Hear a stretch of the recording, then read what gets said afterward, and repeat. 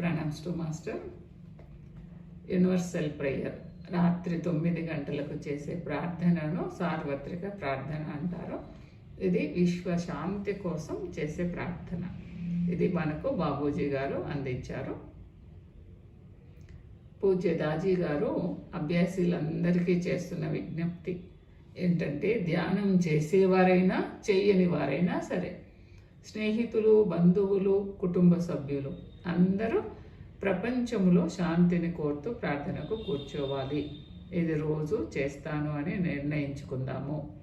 ప్రపంచ శాంతి మరియు ఒకే మానవ ప్రపంచం కోసం మనం ఖచ్చితంగా ఇంత చేద్దాము, చేయగలము అని ఒక నిర్ణయం తీసుకోమని మాస్టర్ గారు మనకు చెప్తున్నారు.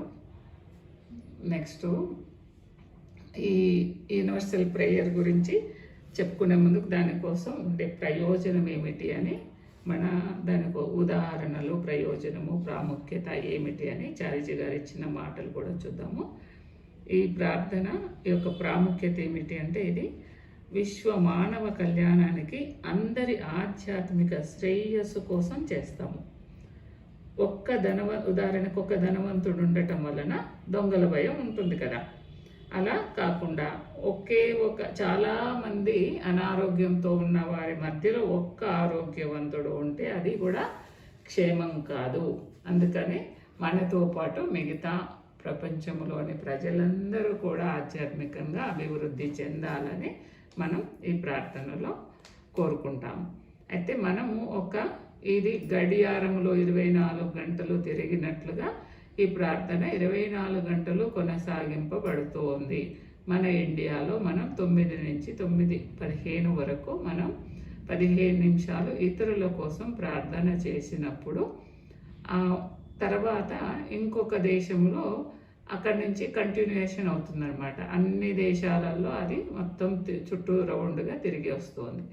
అప్పుడు మనము ఓన్లీ 15 నిమిషాలు మాత్రం ఇతరుల కోసం చేసినప్పుడు 23 గంటల 45 నిమిషాలు ఇతరుల ద్వారా లబ్ధి పొందుతాం. మన కోసం వారు ప్రార్థిస్తూ ఉంటారు, అది మనం లాభం పొందుతాం. అందుకని విశ్వ ప్రార్థన కూడా చాలా ముఖ్యమైనది. ఇది ఇంకొకరి కోసం చేస్తున్నాము అని పైనకు అనిపిస్తూ ఉంది, కానీ దాంట్లో మనకే ప్రయోజనం దాగి ఉంది. ఏమిటది అంటే, మొదటి ప్రయోజనం, మనం వ్యక్తిగతంగా అభివృద్ధి చెందుతాము. రెండవది, నాతో పాటు అభివృద్ధి చెందడం వలన, అందరూ కూడా నాతో పాటు అభివృద్ధి చెందడం వలన నా పైన అసూయ స్వార్థాలు ఉండవు అనే స్వార్థ చింతన దాగి ఉంది. ఎందుకంటే వారందరూ బాగుంటే నా పైన వారికి ఏ అసూయ ఉండదు. నా పురోగతి పైన ఎవరి దృష్టి పడకుండా ఉండడానికని పూర్వ ఋషులు కూడా, ఓ ప్రభు, ఒకవేళ నేను ఇక్కడే ఉండిపోవలసి వస్తే కనీసం వారినైనా ఉన్నత స్థితులకు చేరుకోనిమ్ము అని పూర్వపు ఋషులు ప్రార్థించేవారంట. మన మాస్టర్స్ అందరూ కూడా మనకు అదే బోధిస్తున్నారు.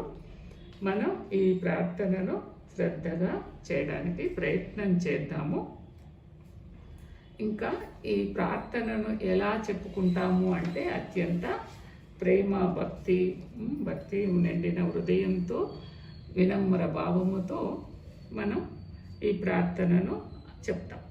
ఎలా అంటే, సోదర సోదరీమణులందరిలోనూ, ప్రపంచములోని సోదర సోదరీమణులందరి హృదయాలు ప్రేమతోనూ భక్తితోనూ నిండిపోయినాయి అని నిజమైన విశ్వాసం వారి హృదయంలో మరింతగా బలపడుతూ ఉన్నది.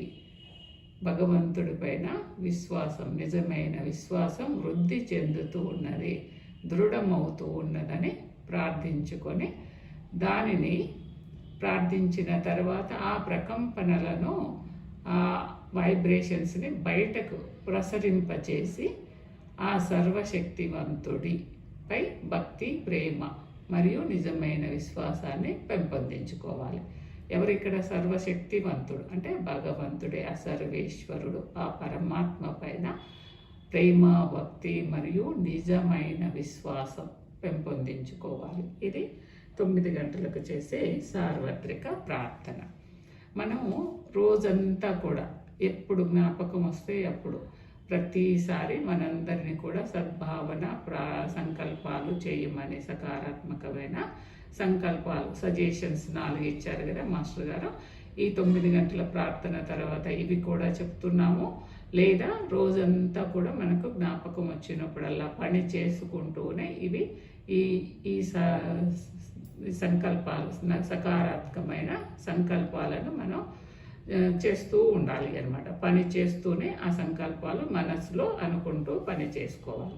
ఏమిటది అంటే మన చుట్టూ ఉన్నవన్నీ దైవ స్మరణలో పూర్తిగా నిమగ్నమై ఉన్నాయి. అంటే మనము కూడా దైవ స్మరణలో నిమగ్నమై ఉన్నాము. నా చుట్టూ ఉన్నాయి అన్నీ కూడా, అన్నీ అంటే ఇసుక రేణువు దగ్గర నుండి ఆకాశం వరకు ప్రతిదీ కూడా, అంటే జీవం ఉన్నాయి, జీవము లేనివి కూడా, చరాలు అచరాలు అన్నీ కూడా భగవంతుడి స్మరణలో నిమగ్నమై ఉన్నాయి. అంటే దైవ ధ్యానములో నిమగ్నమై ఉన్నాయి అన్నమాట. అది ఒక సంకల్పం. రెండవ సంకల్పము, సోదర సోదరి మనులందరూ సరి అయిన అవగాహన, సరి అయిన ఆలోచన విధానము మరియు సత్యము, ధర్మము, జీవితం పట్ల నిజాయితీతో కూడిన దృక్పథము తమలో పెంపొందించుకుంటున్నారు. సోదర సోదరి మనులందరూ సరి అయిన అవగాహన, సరి అయిన ఆలోచన విధానం మరియు సత్యము, ధర్మము, జీవితం పట్ల నిజాయితీతో కూడిన దృక్పథం తమలో పెంపొందించుకుంటున్నారు అని రెండవ సంకల్పం చేస్తాం. ఇక మూడవది, ఆ పరమాత్మ కోసం నిజంగా పరితపిస్తున్న వారందరూ మహనీయుడైన మన ప్రియతమ మాస్టర్ పట్ల ఆకర్షితులు అవుతున్నారు. నిజంగా పరితపిస్తున్నవారు, భగవంతుడి కోసం ఎవరైనా పరితపిస్తూ ఉంటే వారందరికీ మన మాస్టర్ గారి పట్ల ఆకర్షితులు అవుతున్నారు. వారందరూ ఆయన ఆకర్షణకు లోనవుతున్నారు. వారి కృపకు వారి కృపను పొందుతున్నారు, వారి సహాయాన్ని వారు అందుకుంటున్నారు అని ఇంకొక సంకల్పం చేసుకుంటాం. తర్వాత ఇంకా 4th సంకల్పం, అందరూ కూడా సత్యసంధత, ధర్మబద్ధత, దృఢ విశ్వాసం స్థిరంగా స్థాపించబడుగాక. అందరిలో మొత్తం ప్రపంచం అంతటా కూడా సత్యసంధత, ధర్మబద్ధత, దృఢ విశ్వాసము సుస్థిరంగా స్థాపింపబడుగాక. మన దేశం, మన ప్రపంచం ఎదుర్కొంటున్న అన్ని రకాల అవాంతరాలు, ఇబ్బందులు తొలగిపోవుగాక. తొలగిపోతూ ఉన్నాయి, తొలగిపోయినవనే భావన చేయాలి. ఈ తర్వాత ఈ ప్రపంచం, భూప్రపంచం మొత్తం అంతా ప్రేమ, శాంతి మరియు మాస్టర్ గారి కృపచే నింపబడి ఉన్నది, నింపబడుతున్నది, నింపబడినది అనే సకారాత్మకమైన ఆలోచన చేస్తాం. శాంతి, ప్రేమతో, మాస్టర్ కృపతో ఈ భూమి, ఈ భూగోళం మొత్తం నిండిపోయింది అని ఈ సద్భావన ప్రార్థన సంకల్పాలు, సార్వత్రిక ప్రార్థనతో పాటు ఇవన్నీ కూడా సకారాత్మకమైన ఆలోచనలు మనం చేయాలి. అప్పుడు మనతో పాటు మన చుట్టూ అందరూ కూడా ఇవన్నీ ఇప్పుడు ఇక్కడ చెప్పిన సంకల్పాలన్నీ మనకు వర్తిస్తాయి. మన చుట్టూ ఉన్న ప్రతి జీవికి, ప్రతి అణువుకి, ప్రతి కణముకి వర్తిస్తుంది అనమాట ఈ ఆలోచనలు, ఈ సంకల్పం చేయటం వలన. Thank you master, thank you all. అందరికీ ఆ మాస్టర్ గారి కృప వలన అందరూ సరి అయిన ఆలోచనతో, సరి అయిన అవగాహనతో, భగవంతుడి పైన ప్రేమ, భక్తితో అనునిత్యం, అనుక్షణం దైవస్మరణలో ఉంటూ మాస్టర్ గారి యొక్క కృపకు పాత్రులమై అందరము ఆధ్యాత్మికంగా ఉన్నతోన్నత స్థితులకు చేరుకోవాలని భగవంతుడిని, మాస్టర్ గారిని ప్రార్థిస్తున్నాను. మాస్టర్ గారి కృప అందరికీ లభించుగాక. ధన్యవాదములు మాస్టర్, ధన్యవాదములు అందరికీ.